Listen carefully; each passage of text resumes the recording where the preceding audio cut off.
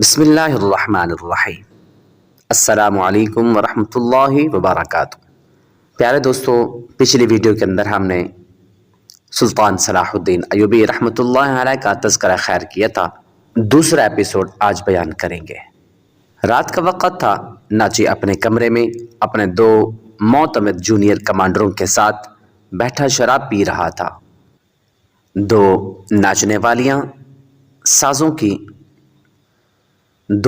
والیاں سازوں کی ہلکے ہلکے موسیقی مستی میں آئی ہوئی ناگنوں کی طرح مسحور کو نداؤں سے رقص کر رہی تھی۔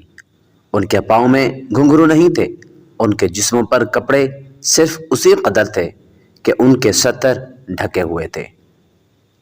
اس رقص میں خمار کا تاثر تھا۔ دربار اندر آیا اور ناجی کے کان میں کچھ کہا۔ ناجی جب شراب اور رقص میں محو ہوتا تھا تو کوئی مخل ہونے کی جرت نہیں کر سکتا تھا۔ صرف دربان کو معلوم تھا کہ وہ کون سا ضروری کام ہے جس کی خاطر ناجی عیش و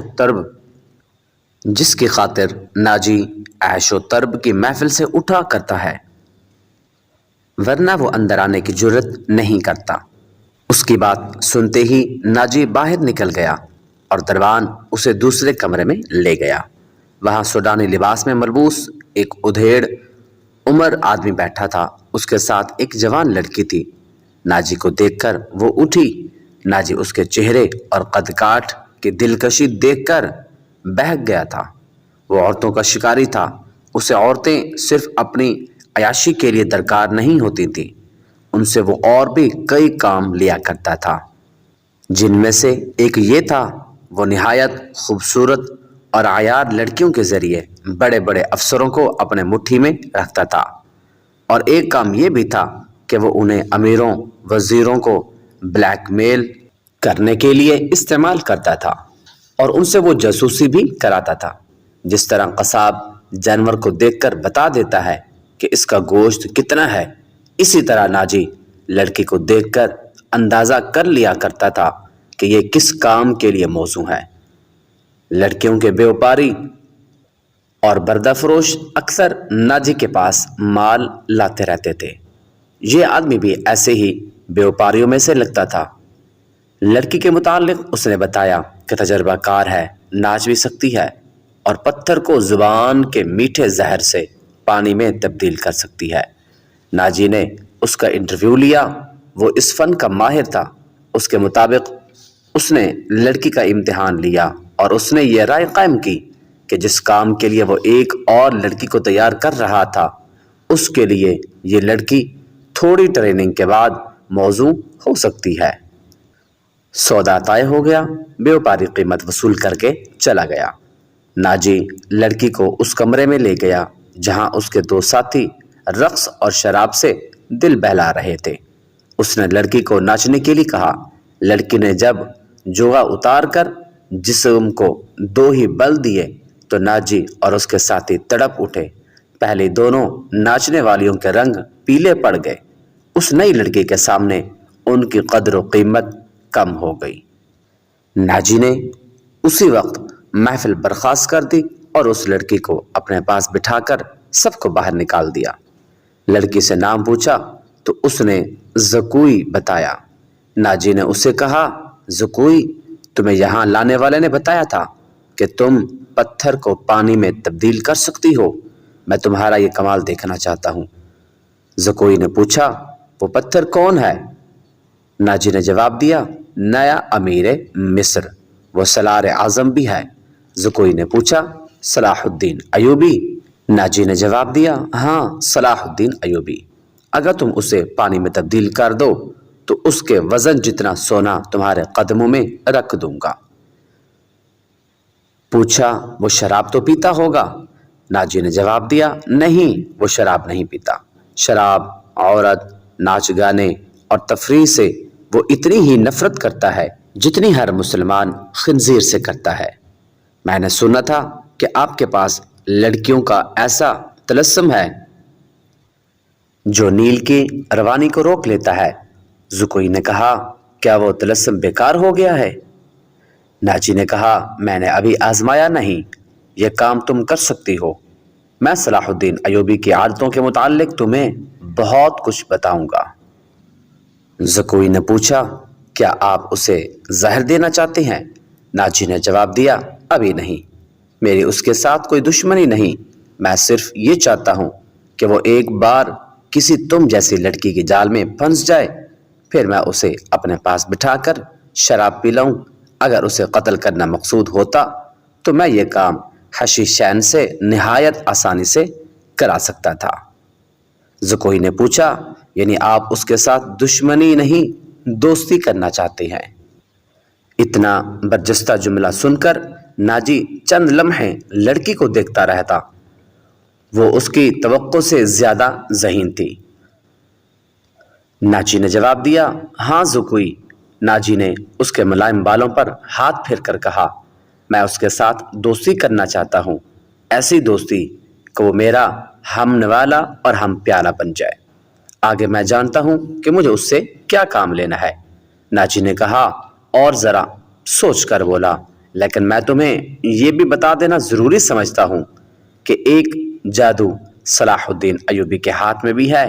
اگر تمہارا حسن اور ناز و انداز پر اس کا جادو چل گیا تو میں تمہیں زندہ نہیں رہنے دوں گا۔ اگر تمہارے حسن اور ناز و انداز پر اس کا جادو چل گیا تو میں تمہیں زندہ نہیں رہنے دوں گا۔ اگر تم نے مجھے دھوکہ دیا تو تم ایک دن سے زیادہ زندہ نہیں رہ سکو گی۔ سلطان صلاح الدین ایوبی تمہیں موت سے بچا نہیں سکے گا۔ تمہاری زندگی اور موت میرے ہاتھ میں ہے، تم مجھے دھوکہ نہیں دے سکو گی۔ اس لیے میں نے تمہارے ساتھ کھل کر باتیں کی ہیں، ورنہ میرے رتبے اور حیثیت کا آدمی ایک پیشہ ور لڑکی کے ساتھ پہلی ملاقات میں ہی ایسی باتیں کبھی نہیں کرتا۔ زکوئی نے جواب دیا، یہ آپ کو آنے والا وقت بتائے گا کہ کون کس کو دھوکہ دیتا ہے۔ مجھے یہ بتائیے کہ سلطان صلاح الدین ایوبی تک میری رسائی کس طرح ہوگی؟ ناجی نے کہا، میں اسے ایک جشن میں بلا رہا ہوں، اسے رات اپنے ہاں رکھوں گا اور تمہیں اس کی خوابگاہ میں داخل کر دوں گا۔ میں نے تمہیں اسی مقصد کے لیے بلایا ہے۔ زکوئی نے جواب دیا، آگے میں سنبھال لوں گی۔ وہ رات گزر گئی، پھر اور کئی راتیں گزر گئی۔ سلطان صلاح الدین ایوبی انتظامی کاموں اور نئی فوج تیار کرنے میں مصروف رہا کہ ناجی کی دعوت قبول کرنے کا وقت نہ نکال سکا۔ علی بن سفیان نے اسے ناجی کے متعلق جو رپورٹ دی اس سے وہ پریشان ہو گیا۔ اس نے علی سے کہا، تو اس کا مطلب یہ ہے کہ یہ شخص صلیبیوں سے بھی زیادہ خطرناک ہے۔ یہ ایک سانپ ہے جسے مصر کی امارات آستین میں پال رہی ہے۔ علی بن سفیان نے ناجی کی تخریب کاری کی تفصیل سنائی کہ اس نے کس طرح کس بڑے آدمی کو اپنے ہاتھ میں لیا اور انتظامیہ میں منمانی کرتا رہا۔ پھر کہا، اور جس سوڈانی سپاہ کا وہ سالار ہے وہ ہماری بجائے اس کی وفادار ہے۔ کیا آپ اس کا کوئی علاج سوچ سکتے ہیں؟ صرف سوچ ہی نہیں سکتا، سلطان صلاح الدین ایوبی نے جواب دیا، علاج بھی شروع کر چکا ہوں۔ مصر سے جو سپاہ بھرتی کی جا رہی ہے اسے میں سوڈانی محافظوں میں گڈ مڈ کر دوں گا، پھر یہ فوج سوڈانی کی ہوگی نہ مصری۔ ناجی کی یہ طاقت بکھر کر ہماری فوج میں جذب ہو جائے گی۔ ناجی کو میں اس کے صحیح ٹھکانے پر لے آؤں گا، اور میں یہ بھی وثوق سے کہہ سکتا ہوں کہ اس نے صلیبیوں کے ساتھ بھی گٹھ جوڑ رکھا ہوگا۔ علی بن سفیان نے کہا، آپ سلطنت اسلامیہ کو ایک مضبوط مرکز پر لا کر اسلام کو وسعت دینا چاہتے ہیں، مگر ناجی آپ کے خواب کو دیوانے کا خواب بنا رہا ہے۔ تم اس سلسلے میں کیا کر رہے ہو یہ مجھ پر چھوڑیں۔ علی بن سفیان نے جواب دیا، میں جو کچھ کروں گا وہ آپ کو ساتھ ساتھ بتاتا رہوں گا، آپ مطمئن رہیں۔ میں نے اس کے گرد جاسوسوں کی ایسی دیوار چن دی ہے جس میں آنکھیں بھی ہیں، کان بھی ہیں، اور یہ دیوار متحرک ہے۔ یوں سمجھ لیں کہ میں نے اسے اپنی جاسوسی کے قلعے میں قید کر لیا ہے۔ سلطان صلاح الدین ایوبی کو علی بن سفیان پر اس قدر اعتماد تھا کہ اس سے اس کی درپردہ کارروائی کی تفصیل نہ پوچھی۔ علی نے اس سے پوچھا، معلوم ہوا ہے کہ وہ آپ کو جشن پر مدعو کر رہا ہے؟ اگر یہ بات صحیح ہے تو اس کی دعوت اس وقت قبول کیجیے گا جب میں آپ کو بتاؤں گا۔ ایوبی اٹھا اور ہاتھ پیٹھ کے پیچھے رکھ کر ٹہلنے لگا۔ اس کی آہ نکل گئی اور وہ رک گیا اور بولا، علی بن سفیان، زندگی اور موت اللہ کے ہاتھ میں ہے۔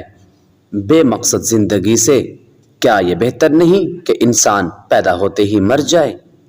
کبھی کبھی یہ سوچ دماغ میں آ جاتی ہے کہ وہ لوگ شاید خوش نصیب ہیں جن کی قوی حس مردہ ہوتی ہے اور جن کا کوئی کردار نہیں ہوتا، بڑے مزے سے جیتے اور اپنی آئی پر مر جاتے ہیں۔ سلطان صلاح الدین ایوبی نے کہا، ہاں علی بن سفیان، میں جب انہیں خوش نصیب کہتا ہوں تو یہی بات معلوم نہیں کون میرے کام میں کہہ دیتا ہے جو تم نے کہی ہے، مگر سوچتا ہوں کہ ہم نے تاریخ کا دھارا اس موڑ پہ نہ بدلا تو ملت اسلامیہ بکھر کر وادیوں، جنگلوں اور صحراؤں میں کھو جائے گی۔ ملت کی خلافت 3 حصوں میں بٹ گئی ہے۔ امیر منمانی کر رہے ہیں اور صلیبیوں کے اعلی کار بنتے جا رہے ہیں۔ وہ اسی پہ خوش رہیں گے کہ زندہ ہیں، مگر قوم کی حیثیت سے وہ مردہ ہوں گے۔ ذرا نقشہ دیکھو علی، آدھی صدی میں دیکھو ہماری سلطنت کا نقشہ کتنا سکڑ گیا ہے۔ وہ خاموش ہو گیا، سر جھکا کر ٹہلنے لگا، پھر رک گیا اور سر کو جھٹک کر علی بن سفیان کو دیکھا، کہنے لگا، جب تباہی اپنے اندر سے اٹھے تو اسے روکنا محال ہو جاتا ہے۔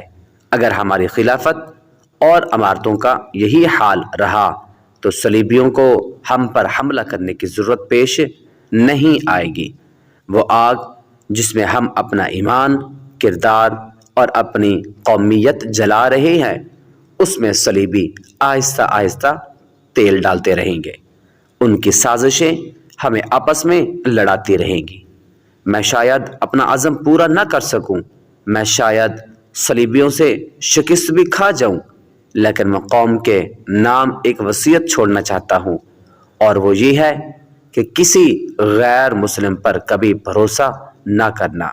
ان کے خلاف لڑنا ہے تو لڑ کر مر جانا ہے، کسی غیر مسلم کے ساتھ کبھی سمجھوتا اور کوئی معاہدہ نہ کرنا۔ علی بن سفیان نے کہا، آپ کا لہجہ بتا رہا ہے جیسے آپ اپنے عزم سے مایوس ہو گئے ہیں۔ صلاح الدین ایوبی نے کہا، مایوس نہیں، جذباتی۔ علی، میرا ایک حکم متعلقہ شعبے تک پہنچا دو، بھرتی تیز کر دو اور کوشش کرو کہ فوج کے لیے زیادہ سے زیادہ ایسے آدمی رکھو جو جنگ کا تجربہ حاصل کر چکے ہو۔ ہمارے پاس اتنی لمبی تربیت کا وقت نہیں۔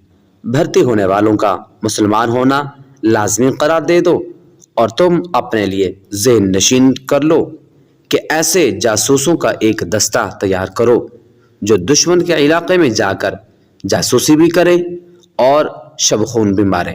یہ جانبازوں کا دستہ ہوگا۔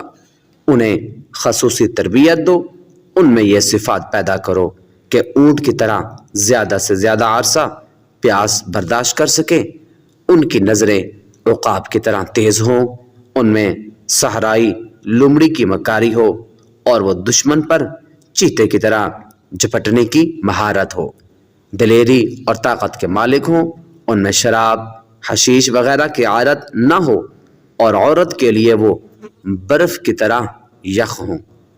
بھرتی تیز کر دو علی بن سفیان، اور یاد رکھو میں ہجوم کا قائل نہیں، مجھے لڑنے والوں کی ضرورت ہے، خواہ تعداد تھوڑی ہو، ان میں قوی جذبہ ہو اور میرے عزم کو سمجھتے ہوں، کسی کے دل میں یہ شبہ نہ ہو کہ اسے کیوں لڑایا جا رہا ہے۔ اگلے 10 دنوں میں 1000 ہاتھ تربیت یافتہ سپاہی امارات مصر کی فوج میں آ گئے، اور ان 10 دنوں میں ناجی نے زکوئی کو ट्रेनिंग दे दी कि वो सलाहुद्दीन अयूबी को कौन कौन से तरीके से अपने हुस्न के जाल में फांस कर उसकी शख्सियत और उसके किरदार को कमज़ोर कर सकती है।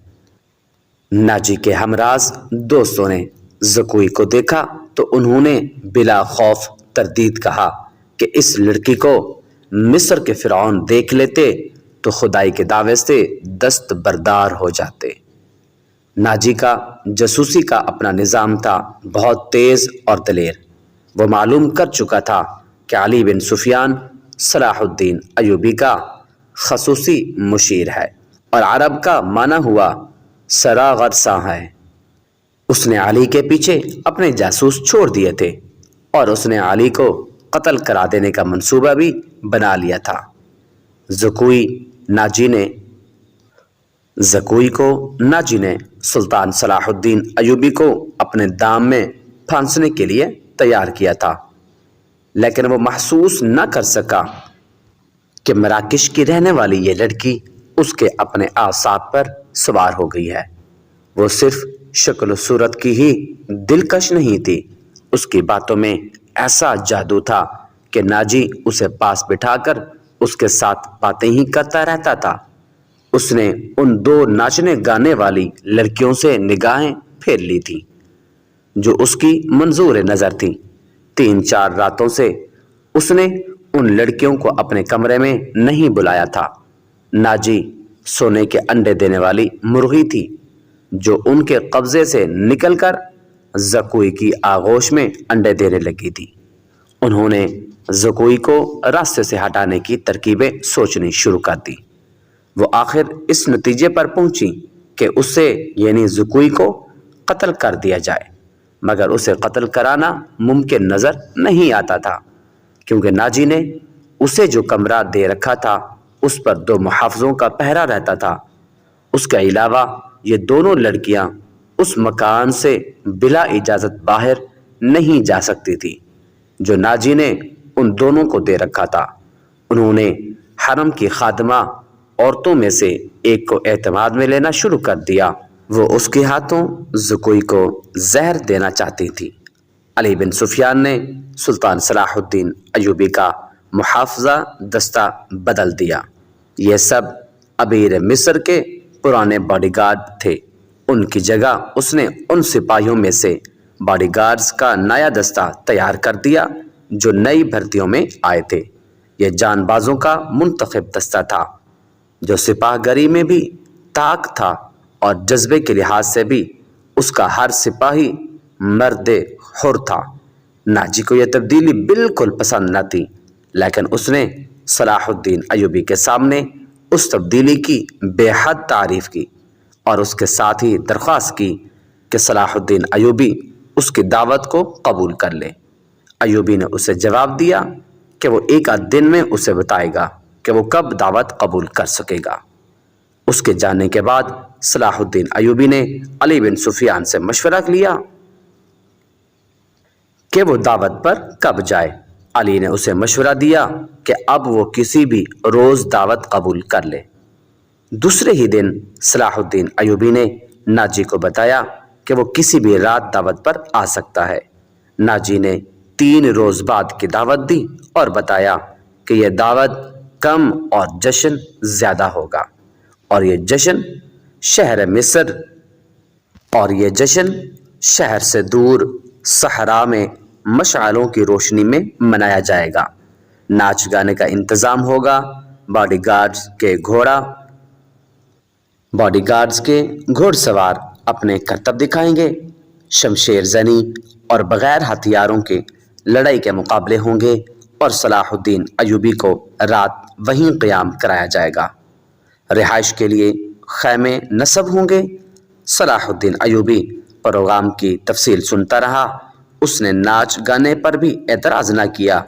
नाजी ने डरते झिझकते कहा, फ़ौज के बेशतर सिपाही जो मुसलमान नहीं या जो अभी नीम मुसलमान हैं कभी कभी शराब पीते हैं। वो शराब के आदी नहीं। वो इजाज़त चाहते हैं कि जश्न में उन्हें शराब पीने की इजाज़त दी जाए। आप उनके कमांडर हैं। सलाहुद्दीन अयूबी ने कहा, आप चाहें तो उन्हें इजाज़त दें, نہ دینا چاہیں تو میں آپ پر اپنا حکم نہیں چلاؤں گا۔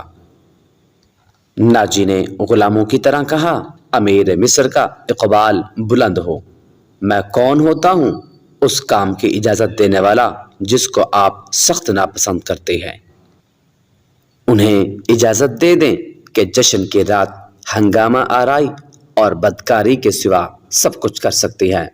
صلاح الدین ایوبی نے یہ اسے کہا۔ اگر شراب پی کر کسی نے ہلہ گلا کیا تو اسے سخت سزا دی جائے گی۔ یہ خبر جب صلاح الدین ایوبی کے سٹاف تک پہنچی کہ ناجی صلاح الدین ایوبی کے اعزاز میں جو جشن منعقد کر رہا ہے اس میں ناچ گانا ہوگا اور شراب بھی پی جائے گی، صلاح الدین ایوبی نے اس جشن کی دعوت ان خرافات کے باوجود قبول کر لی ہے تو سب حیرت سے ایک دوسرے کا منہ دیکھنے لگے۔ کسی نے کہا کہ ناجی جھوٹ بولتا ہے، وہ دوسروں پر اپنا رعب ڈالنا چاہتا ہے، اور کسی نے یہ رائے دی کہ ناجی کا جادو صلاح الدین ایوبی پر بھی چل گیا ہے۔ یہ رائے ان سربراہوں کو پسند آئی جو ناجی کے ہم نوالا اور ہم پیالہ تھے۔ صلاح الدین ایوبی نے چار لیتے ہی ان کے لیے عیش و عشرت، شراب نوشی اور بدکاری جرم قرار دے دی تھی۔ اس نے ایسا سخت ڈسپلن رائج کر دیا تھا کہ کسی کو پہلے کی طرح فرائض سے کوتاہی کی جرت نہیں ہوتی تھی۔ وہ اس پر خوش تھے کہ آج نئے امیر مصر نے کسی دعوت میں شراب اور رقص کی اجازت دے دی ہے تو کل پرسوں وہ خود بھی ان رنگینیوں کا رسیا ہو جائے گا۔ صرف علی بن سفیان تھا جسے معلوم تھا کہ صلاح الدین ایوبی نے خرافات کی اجازت کیوں دی ہے۔ جشن کی شام آ گئی۔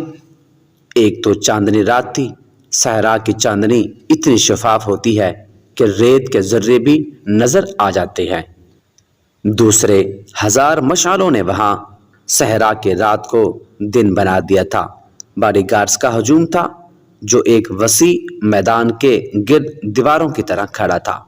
ایک طرف صلاح الدین ایوبی کے بیٹھنے کے لیے جو مسند رکھی گئی تھی وہ کسی بہت بڑے بادشاہ کا تخت معلوم ہوتی تھی۔ ایک طرف صلاح الدین ایوبی کے بیٹھنے کے لیے جو مسند رکھی گئی تھی وہ کسی بہت بڑے بادشاہ کا تخت معلوم ہوتی تھی۔ اس کے دائیں بائیں بڑے رتبوں کے مہمانوں کی نشستیں تھیں۔ اس وسیع و عریض تماشا گاہ سے تھوڑی دور مہمانوں کے لیے نہایت خوبصورت خیمے نصب تھے۔ ان سے ہٹ کر ایک بڑا خیمہ صلاح الدین ایوبی کے لیے نصب کیا گیا تھا جہاں اسے رات بسر کرنی تھی۔ علی بن سفیان نے سورج غروب ہونے سے پہلے وہاں جا کر اس خیمے کے ارد گرد محافظ کھڑے کر دیے تھے۔ جب علی بن سفیان وہاں محافظ کھڑے کر رہا تھا، ناجی زکوئی کو آخری ہدایت دے رہا تھا۔ اس شام زکوئی کا حسن کچھ زیادہ ہی نکھر آیا تھا۔ اس کے جسم سے ایسے عطر کی بھینی بھینی بو اٹھ رہی تھی جس میں سحر کا تاثر تھا۔ اس نے بال عریاں کندھوں پر پھیلا دیے تھے۔ سفید کندھوں پر سیاہی مائل بھورے بال زاہدوں کی نظر کو گرفتار کرتے تھے۔ اس کا لباس اس قدر باریک تھا کہ اس کے جسم کے تمام نشیب و فراز صاف نظر آتے تھے۔ اس کے ہونٹوں پر قدرتی تبسم کھلی ہوئی کلی کی مانند تھا۔ ناجی نے اسے سر سے پاؤں تک دیکھا اور کہا، صلاح الدین ایوبی پر تمہارے جسمانی حسن کا شاید اثر نہ ہو، اپنی زبان استعمال کرنا، وہ سبق بھولنا نہیں جو میں اتنے دنوں سے تمہیں پڑھا رہا ہوں، اور یہ بھی نہ بھولنا کہ اس کے پاس جا کر اس کی لونڈی نہ بن جانا۔ انجیر کا وہ پھول بن جانا جو درخت کی چوٹی پر نظر آتا ہے مگر درخت پر چڑھ کر دیکھو تو غائب ہو جاتا ہے۔ اسے اپنے قدموں میں بٹھا لینا۔ میں تمہیں یقین دلاتا ہوں کہ تم اس پتھر کو پانی میں تبدیل کر لو گی۔ اسی سرزمین میں کلیوپترا نے سیزر جیسے مرد آہن کو اپنے حسن و جوانی سے پگھلا کر مصر کی ریت میں بہا دیا تھا۔ کلوپترا تم سے زیادہ خوبصورت نہیں تھی۔ میں نے تمہیں جو سبق دیا ہے وہ کلوپترا کی چالیں تھیں۔ عورت کی یہ چالیں کبھی ناکام نہیں ہو سکتی۔ زکوئی مسکرا رہی تھی اور بڑے غور سے سن رہی تھی۔ مصر کی ریت نے ایک اور کلوپترا کو حسین ناگن کی طرح جنم دیا تھا۔ مصر کی تاریخ اپنے آپ کو دہرانے والی تھی۔ سورج غروب ہو گیا تو مشعلیں جل اٹھیں۔ صلاح الدین ایوبی گھوڑے پر سوار آ گیا۔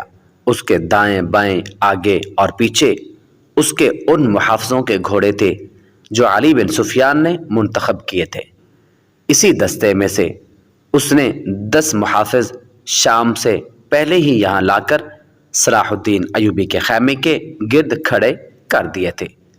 سازوں نے دف کی آواز پر استقبالیہ دھن بجائی اور صحرا امیر صلاح الدین ایوبی زندہ باد کے نعروں سے گونجنے لگا۔ ناجی نے آگے بڑھ کر استقبال کیا اور کہا، آپ کے جانثار عظمت اسلام کے پاسباں آپ کو چشم نگاہ سے خوش آمدید کہتی ہیں۔ ان کی بے تابیاں اور بے قراریاں دیکھیے۔ آپ کے اشارے پر کٹ مریں گے، اور خوش آمد کے لیے اسے جتنے الفاظ یاد آئے اس نے کہہ ڈالے۔ جو ہی صلاح الدین ایوبی اپنی شاہانہ نشست پر بیٹھا، دوڑتے گھوڑوں کی ٹاپوں کی آوازیں سنائی دیں۔ گھوڑے جب مشعلوں کی روشنی میں آئے تو سب نے دیکھا 4 گھوڑے دائیں سے اور 4 بائیں سے دوڑے آ رہے تھے۔ ہر ایک پر ایک ایک سوار تھا۔ ان کے پاس ہتھیار نہیں تھے۔ وہ ایک دوسرے کے آمنے سامنے آ رہے تھے۔ صاف ظاہر تھا کہ وہ ٹکرا جائیں گے۔ کسی کو معلوم نہیں تھا کہ وہ کیا کریں گے۔ وہ ایک دوسرے کے قریب آئے تو دونوں فریقوں کے سوار رکابوں میں پاؤں جما کر کھڑے ہو گئے۔ پھر انہوں نے لگامیں ایک ایک ہاتھ میں کر لیں اور دوسرے بازو پھیلا دیے۔ دونوں اطراف کے گھوڑے بالکل آمنے سامنے آ گئے اور سواروں کی دونوں پارٹیاں ایک دوسرے سے الجھ گئیں۔ سواروں نے ایک دوسرے کو پکڑنے اور گھوڑے سے گرانے کی کوشش کی۔ جب گھوڑے آگے نکل گئے تو 2 سوار جو گھوڑوں پر سے گر پڑے تھے ریت پر قلع بازیاں کھا رہے تھے۔ ایک طرف کے ایک سوار نے دوسری طرف کے ایک سوار کو ایک بازو میں جکڑ کر اسے گھوڑے سے اٹھا لیا تھا اور اسے اپنے گھوڑے پر ڈال کر لے جا رہا تھا۔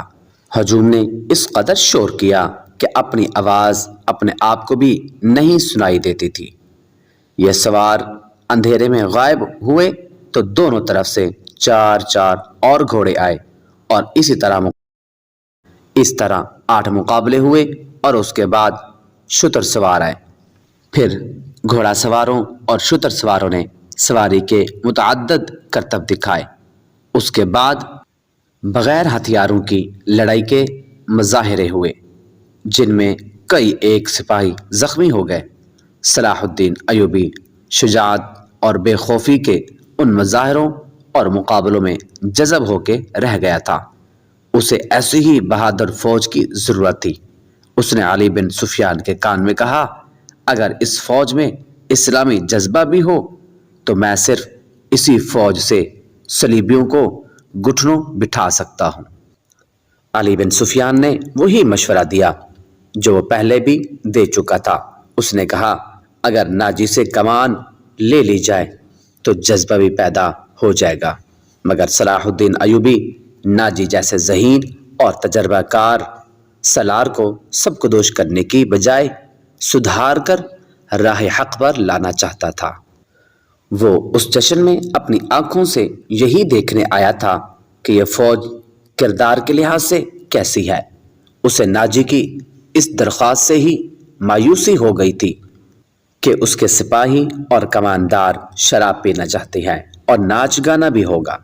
صلاح الدین ایوبی نے اس درخواست کو اس وجہ سے منظور کیا تھا کہ وہ دیکھنا چاہتا تھا کہ یہ لشکر کس حد تک عیش و عشرت میں ڈوبا ہوا ہے۔ بہادری، شاہ سواری اور تیغ زنی وغیرہ کے مظاہروں اور مقابلوں میں تو یہ فوج عسکری اور جنگی معیار پر پوری اترتی تھی، مگر کھانے کا وقت آیا تو یہ فوج بدتمیزیوں، بلانوشوں اور ہنگامہ پرور لوگوں کا بے قابو ہجوم بن گئی۔ کھانے کا انتظام وسیع و عریض میدان میں کیا گیا تھا۔ ایک طرف فوج کے کم و بیش 2000 آدمیوں کے لیے کھانا چنا گیا تھا اور ان سے ذرا دور صلاح الدین ایوبی اور دیگر بڑے مہمانوں کے کھانے کا انتظام تھا۔ سینکڑوں سالم دمبے اور بکرے، اونٹوں کی سالم رانیں اور ہزاروں مرغ روسٹ کیے گئے تھے۔ دیگر لوازمات کا کوئی شمار نہ تھا اور سپاہیوں کے سامنے شراب کے چھوٹے چھوٹے مشکیزیں اور سراحیاں رکھ دی گئی تھیں۔ سپاہی کھانے اور شراب پر ٹوٹ پڑے، غٹاغٹ شراب چڑھانے لگے اور مارکہ آرائی ہونے لگی۔ صلاح الدین ایوبی یہ منظر دیکھ رہا تھا اور خاموش تھا۔ اس کے چہرے پر کوئی ایسا تاثر نہیں تھا جو یہ ظاہر کرتا کہ وہ کیا سوچ رہا ہے۔ اس نے ناجی سے صرف اتنا پوچھا، 50,000 فوج میں سے آپ نے یہ سپاہی دعوت کے لیے کس طرح منتخب کیے تھے؟ کیا یہ آپ کے بدترین سپاہی ہیں؟ ناجی نے غلامانہ لہجے میں جواب دیا، نہیں امیر مصر، یہ 2000 عسکری میرے بہترین آدمی ہیں۔ آپ نے ان کے مظاہرے دیکھی ہیں، ان کی بہادری دیکھی ہے۔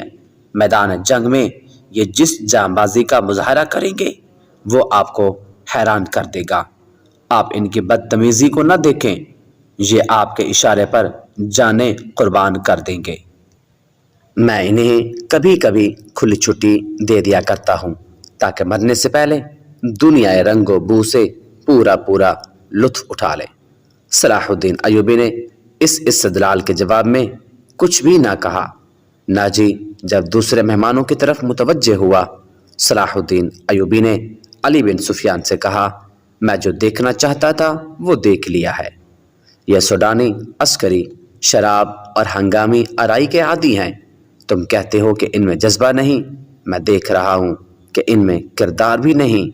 اس فوج کو اگر تم میدان جنگ میں لے گئے تو یہ لڑنے کی بجائے اپنی جان بچانے کی فکر کرے گی اور مال غنیمت لوٹے گی اور مفتوح کی عورتوں کے ساتھ وحشیانہ سلوک کرے گی۔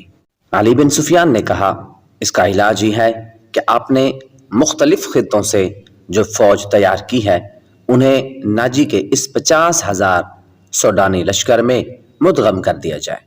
برے سپاہی اچھے سپاہیوں کے ساتھ مل کر جو اپنی عادتیں بدل دیا کرتے ہیں۔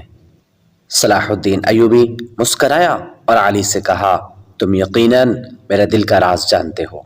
میرا منصوبہ یہی ہے جو میں ابھی تمہیں بتانا نہیں چاہتا تھا، کسی سے اس کا ذکر نہ کرنا۔ علی بن سفیان میں یہی وصف تھا کہ دوسروں کے دلوں کے راز جان لیتا تھا اور غیر معمولی طور پر ذہین تھا۔ وہ کچھ اور کہنے ہی لگا تھا کہ ان کے سامنے اور مشعلیں روشن ہو گئی۔ زمین پر بیش قیمت قالین بچھے ہوئے تھے۔ شہنائی اور سارنگ کا ایسا میٹھا اور پرسوز نغمہ ابھرا کہ مہمانوں پر سناٹا طاری ہو گیا۔ ایک طرف سے ناچنے والیوں کی قطار نمودار ہوئی۔ 20 لڑکیاں ایسے باریک اور نفیس لباس میں ملبوس چلی آ رہی تھیں جس میں ان کے جسموں کا انگ انگ نظر آ رہا تھا۔ ہر ایک کا لباس نہایت باریک چوغا سا تھا جو شانوں سے ٹخنوں تک لمبا تھا۔ ان کے بال کھلے تھے اور اسی ریشم کا حصہ نظر آتے تھے جس کا انہوں نے لباس پہن رکھا تھا۔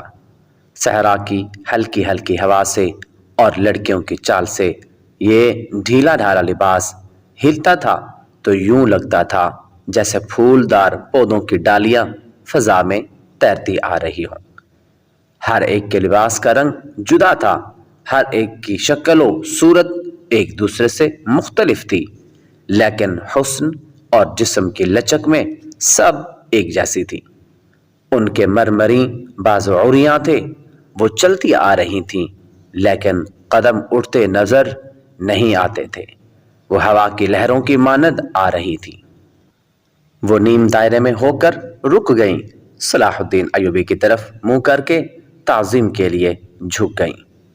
سب کے بال سرک کر شانوں پر آ گئے۔ سازندوں نے ان ریشمی بالوں اور جسموں کے جادو میں طلسم پیدا کر دیا۔ دو سیاہ فام دیو ہیکل حبشی جن کی کمر کے گرد چیتوں کی کھالیں تھیں، ایک بڑا سا ٹوکرا اٹھائے تیز تیز قدم چلتے نظر آئے اور ٹوکرا لڑکیوں کے نیم دائرے کے سامنے رکھ دیا۔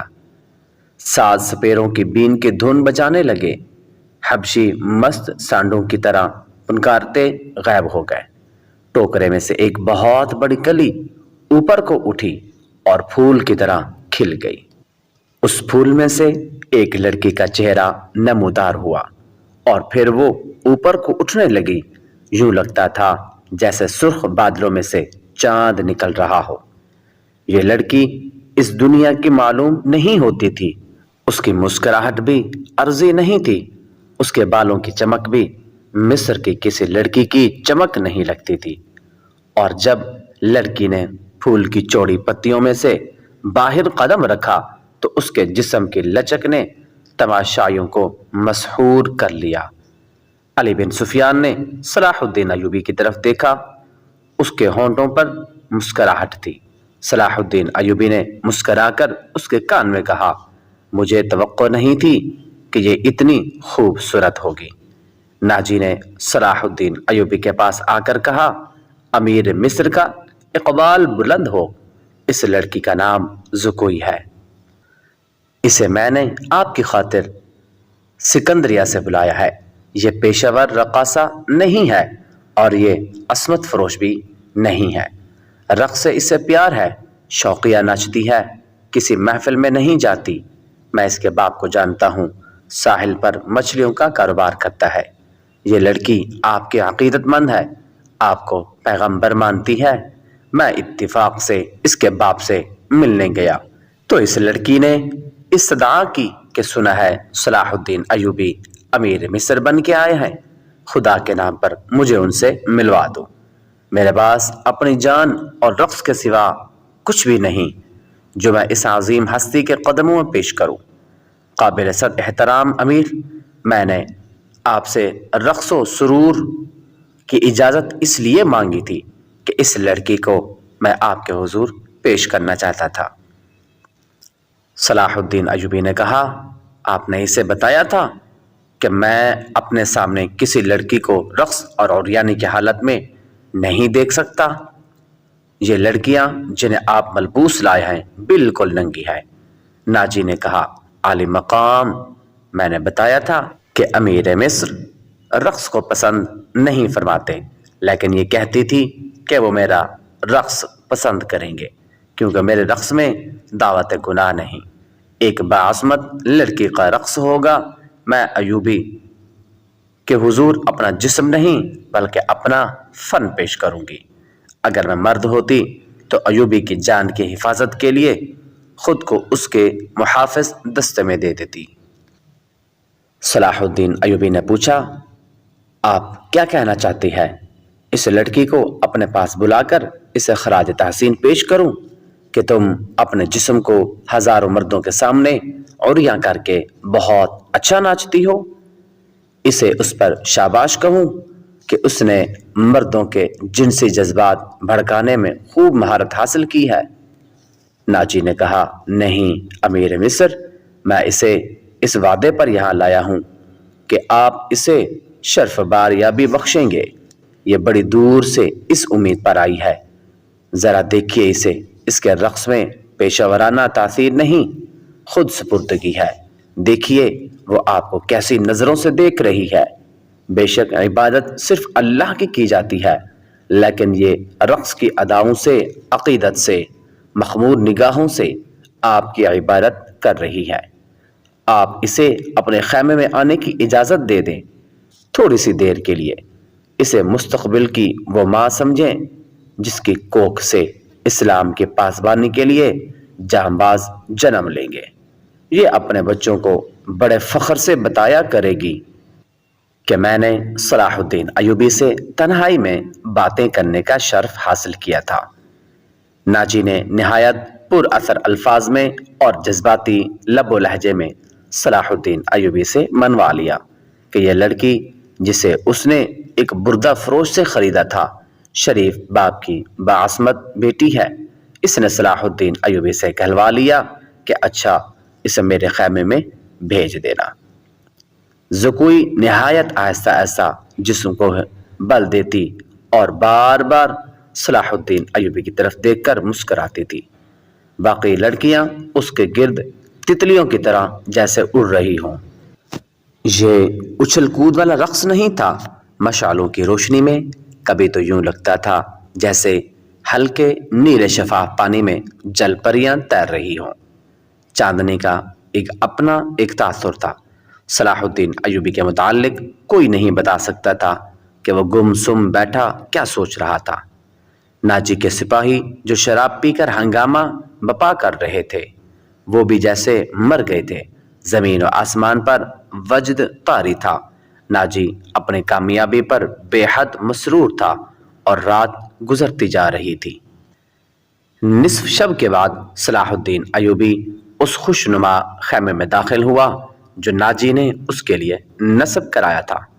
اندر اس نے قالین بچھا دیے تھے۔ پلنگ پر چیتے کی کھال کی مانند پلنگ پوش تھا۔ فانوس جو رکھوایا تھا اس کی ہلکی نیلی روشنی صحرا کی شفاف چاندنی کی مانند تھی اور اندر کی فضا عطر بینر تھی۔ خیمے کے اندر ریشمی پردے آویزاں تھے۔ ناجی صلاح الدین ایوبی کے ساتھ خیمے میں گیا اور پوچھا اسے ذرا سی دیر کے لیے اندر بھیج دوں؟ میں وعدہ خلافی سے بہت ڈرتا ہوں۔ صلاح الدین ایوبی نے کہا بھیج دو، اور ناجی ہرن کی طرح چوکڑیاں بھرتا خیمے سے باہر نکل گیا۔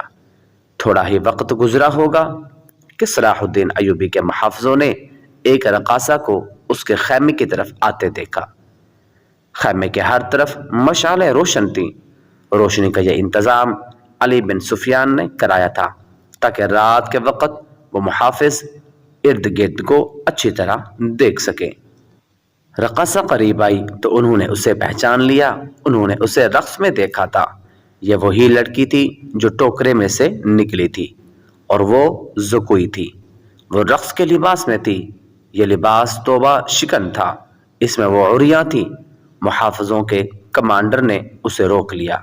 زکوئی نے اسے بتایا کہ اسے امیر مصر صلاح الدین ایوبی نے بلایا ہے۔ کمانڈر نے اسے بتایا کہ یہ ان امیروں میں سے نہیں جو تم جیسی فاحشہ لڑکی کے ساتھ راتیں گزارے۔ زکوئی نے کہا آپ ان سے پوچھ لیں، میں بن بلائے آنے کی جرت نہیں کر سکتی۔ ان کا بلاوا تمہیں کس طرح ملا تھا؟ کمانڈر نے پوچھا۔ سالار ناجی نے کہا ہے کہ تمہیں امیر مصر بلاتے ہیں، زکوئی نے جواب دیا۔ آپ کہتی ہیں تو میں واپس چلی جاتی ہوں۔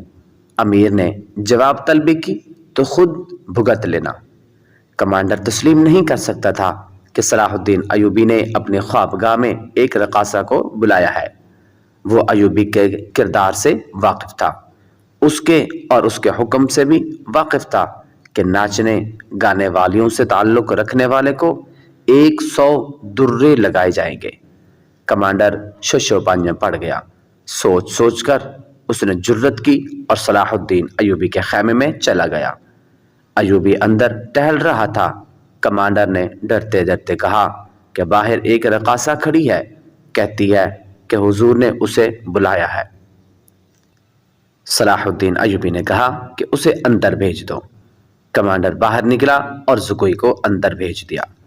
محافظوں کو توقع تھی کہ ان کا امیر اور سالار اعظم اس لڑکی کو باہر نکال دے گا۔